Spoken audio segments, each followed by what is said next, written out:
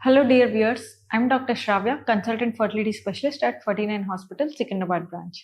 So ఇవాళ మనం ఈ వీడియో ద్వారా ఎండోమెట్రియాసిస్ అంటే ఈ ఎండోమెట్రియాసిస్ కండిషన్తో బాధపడే వాళ్ళకి మనం ప్రెగ్నెన్సీ సంతానలేమి సమస్య ఉంటే ఎలా సాల్వ్ చేయాలి, ఎండోమెట్రియాసిస్ అండ్ ఇన్ఫర్టిలిటీ రెండు కలిపి ఉన్నప్పుడు మనం ప్రెగ్నెన్సీ సంతానం కలగటానికి ఎటువంటి ట్రీట్మెంట్ తీసుకోవాలి అండ్ ఎటువంటి ట్రీట్మెంట్కి ఎంత సక్సెస్ రేట్స్ ఉంటుంది అనే దాని గురించి తెలుసుకుందాం. సో ఎండోమెట్రియాసిస్ అంటే ఏంటి అంటే గర్భసంచి లోపల ఉండే పొర ఒకవేళ మీ అండాశయాల మీద కానీ లోపల పెల్విస్ అంటే గర్భసంచి కాకుండా బయట ఎక్కడ ఉన్నా దాన్ని ఎండోమెట్రియాసిస్ అంటాం. సో దీనివల్ల వచ్చే సమస్యలు ఏంటి ఏంటి అంటే రెండు మెయిన్. ఒకటి మీకు పెయిన్, అన్బేరబుల్ పెయిన్ ఉండొచ్చు. నొప్పి అనేది రకరకాల టైమ్స్లో రావచ్చు. ఒకటి డిస్మెనోరియా అంటాం, అంటే పీరియడ్స్ టైంలో మీకు బాగా సివియర్ నొప్పి రావచ్చు, నార్మల్ కన్నా ఎక్కువ టైమ్స్. అండ్ రెండవది డిస్పెరునియా అంటాం, భార్యాభర్త కలిసినప్పుడు మీకు పెయిన్ ఎక్కువగా రావచ్చు. మూడవది యూరిన్కి వెళ్ళినప్పుడు అండ్ మోషన్కి వెళ్ళినప్పుడు, అది చాలా సివియర్ ఎండోమెట్రియోసిస్ ఉన్న వాళ్ళకి సిమ్టమ్స్ వచ్చేది. అండ్ కొంతమందికి క్రానిక్ పెల్విక్ పెయిన్ అంటాం, అంటే కాన్స్టెంట్గా లోవర్ పార్ట్ ఆఫ్ ద అబ్డామిన్లో పెయిన్ ఉంటుంది. సో పెయిన్, నొప్పి అనేది ఎండోమెట్రియోసిస్లో ఉండే ఒక ప్రథమమైన సిమ్టమ్. అది కాకుండా ఎండోమెట్రియోసిస్లో ఉండే ఇంకొక ఇంపార్టెంట్ సిమ్టమ్ ఏంటి అంటే సంతానలేమి or infertility. So severe endometriosis ఉన్నా కూడా మీకు పెయిన్ లేకుండా ఓన్లీ ఇన్ఫర్టిలిటీ ఉండొచ్చు. అండ్ మైల్డ్ ఎండోమెట్రియోసిస్ కూడా పెయిన్ సివియర్గా ఉండొచ్చు. సో పెయిన్ అంటే మీకు నొప్పి ఎంత ఎక్కువ వస్తుందో దాన్ని బట్టి ఎండోమెట్రియోసిస్ గ్రేడింగ్ అనేది మారదు. ఎండోమెట్రియోసిస్ గ్రేడింగ్ ఆర్ సివియారిటీ అనేది లోపల మీ డిసీజ్ ఎంత ఎక్స్టెన్సివ్గా ఉంది అని. బట్ ఆ డిసీజ్ సివియారిటీకి మీ నొప్పికి కొరిలేషన్ ఉండాల్సిన అవసరం లేదు. సో ఇవాళ వీడియోలో మనం ఎండోమెట్రియోసిస్ అండ్ ఇన్ఫర్టిలిటీ, సంతానలేమి ఉన్నప్పుడు దీనికి ఎటువంటి ట్రీట్మెంట్ ఆప్షన్స్ ఉంటాయి.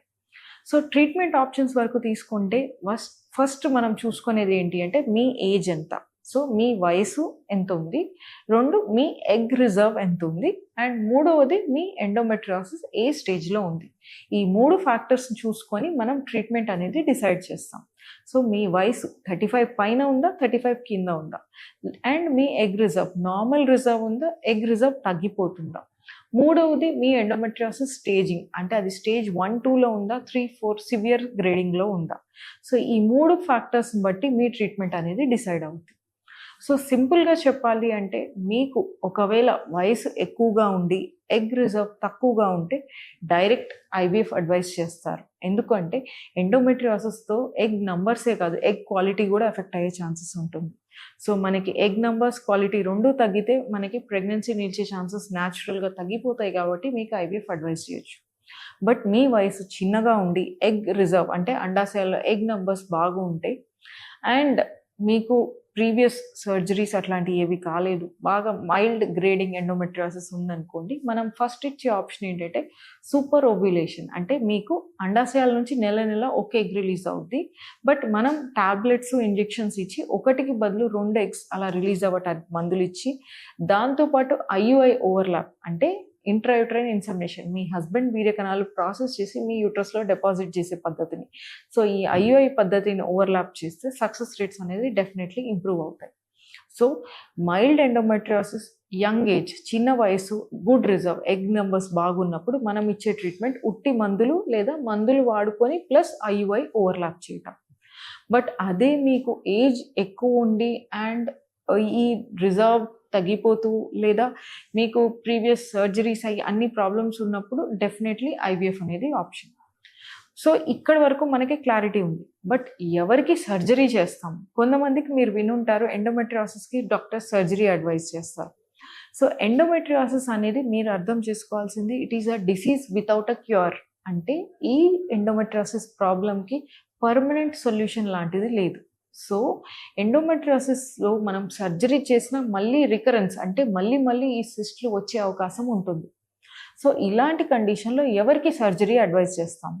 సో సర్జరీ అడ్వైస్ చేసేది మెయిన్గా ఎవరికి అంటే మీ వయసు చిన్నగా ఉండి ఎగ్ రిజర్వ్ బాగుంది, బట్ మీకు ఎండోమెట్రియాటిక్ సిస్ట్లు అనేది సిగ్నిఫికెంట్ సైజులో ఉన్నాయి, ఒక 3 to 4 సెంటీమీటర్స్ సైజులో ఉన్నాయి. ఈ సిస్ట్ వరకు తీసేస్తే మీ ఎగ్ క్వాలిటీ ఇంప్రూవ్ అయ్యి మీకు న్యాచురల్గా ఆర్ ఐయుఐ అంటే తక్కువ ఫార్మ్ ఆఫ్ ట్రీట్మెంట్లో కన్సీవ్ అయ్యే ఛాన్స్లు ఉన్నప్పుడు మనం సర్జరీ అడ్వైస్ చేస్తాం. సో సర్జరీ ఫర్టిలిటీ అంటే సంతానలేమి సమస్య, ఎండోమెట్రియోసిస్ 2 ఉన్నప్పుడు మనం సర్జరీ అడ్వైజ్ చేసేది ఓన్లీ 2 కండిషన్స్. మీ ఎగ్ రిజర్వ్, ఏజ్ అన్నీ కోఆపరేట్ చేసి, దాంతోపాటు ఈ ఎండోమెట్రియోసిస్ సిస్ట్ తీస్తే మీకు న్యాచురల్‌గా లేదా ఐయుఐతో కన్సీవ్ అయ్యే బెనిఫిట్ ఉంటుంది అనుకుంటేనే సర్జరీకి వెళ్ళాలి. అదర్వైజ్ నార్మల్‌గా ఎండోమెట్రియోసిస్‌లో సర్జరీ అడ్వైజ్ చేసేది ఓన్లీ సివియర్ పెయిన్ ఉన్నప్పుడు. ఎండోమెట్రియోసిస్ అంటే మనం ట్రీట్మెంట్ అనేది మెయిన్‌గా ఇందాక డిస్కస్ చేసినట్టు 3 ఫ్యాక్టర్స్. మీ age, egg reserve and age, egg రిజర్వ్‌తో పాటు మీ ప్రీవియస్ ట్రీట్మెంట్ అంటే మీ ఎండోమెట్రియోసిస్ గ్రేడింగ్ బట్టి డిసైడ్ అవుతుంది. సో ఈ వీడియో ద్వారా మీకు ఎండోమెట్రియోసిస్ ఎలా ట్రీట్మెంట్ చేస్తే ఫర్టిలిటీ సంతానలేమి సమస్యకి సమాధానం దొరుకుతుంది అనేది అర్థమైంది అనుకుంటున్నాను. Thank you.